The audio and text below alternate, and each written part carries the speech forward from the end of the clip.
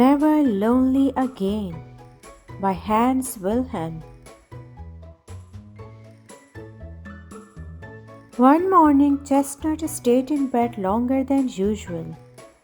He didn't feel like getting up.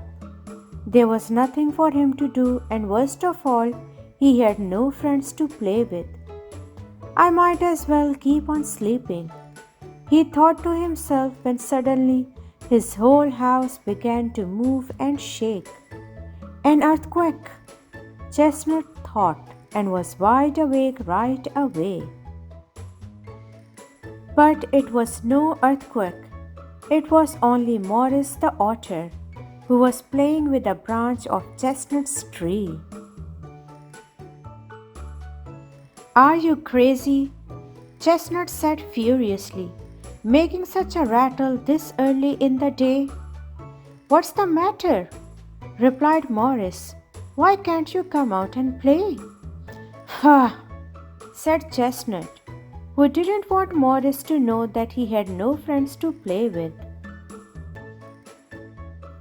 "I think I know what your problem is," said Morris as he dried his coat. "You are just bored with your own company. That happens to all of us at times. Have you ever wondered why we otters are always so happy?" continued Morris. "It's because every new day we have to make one new friend." "Then you must have hundreds of friends," Chestnut said skeptically. "Oh, maybe even more than that," said Morris. "Come along, I will show you some of my pals." Chestnut didn't believe Morris for a moment, but he was curious enough to go along with him. "Look here, these are some of my friends," said Morris, and he jumped into the middle of a patch of flowers. "But these are just dumb flowers," cried Chestnut. "They are not friends." "Why not? Aren't they lovely with their nice smell? Look at them. They all seem to smile at us."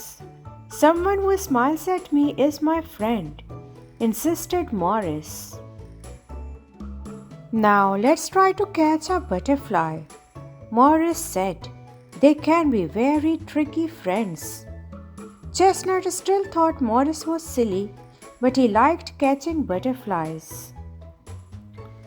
Whenever Morris caught a butterfly, he immediately set it free again.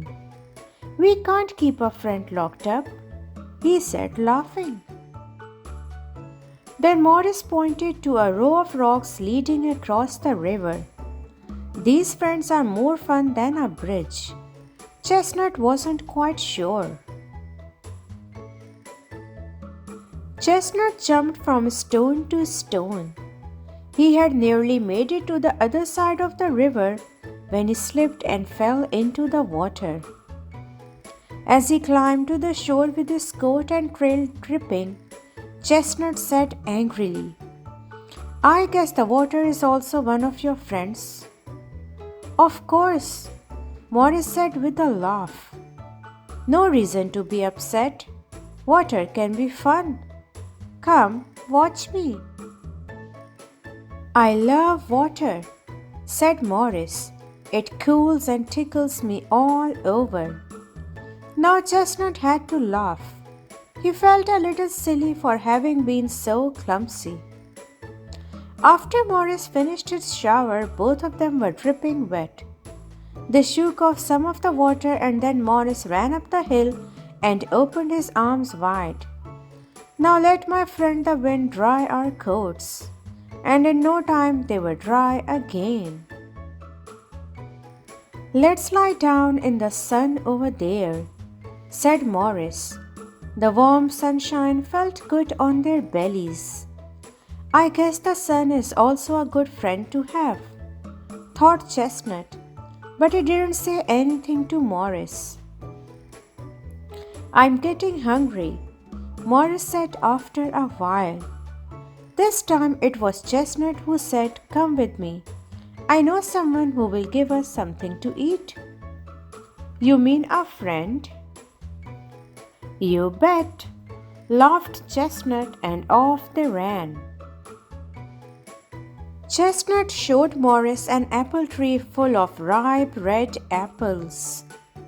"I like your friend," said Morris. "And so do I," replied Chestnut.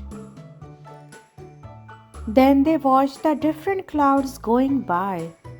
The sun was getting low and it was time for them to return home. "Have you already made your new friend for the day?" Chestnut asked shyly. "No, I haven't," replied Morris. "I forgot all about it. We have just been too busy." Then he smiled and added, "But how about you? Would you like to be my new friend?" Chestnut liked that idea very much. As they paddled home together, he held tight to Morris.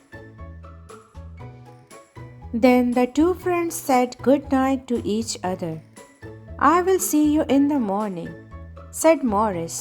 "I still want you to meet my friends, the bears, the rabbits, and the raccoons."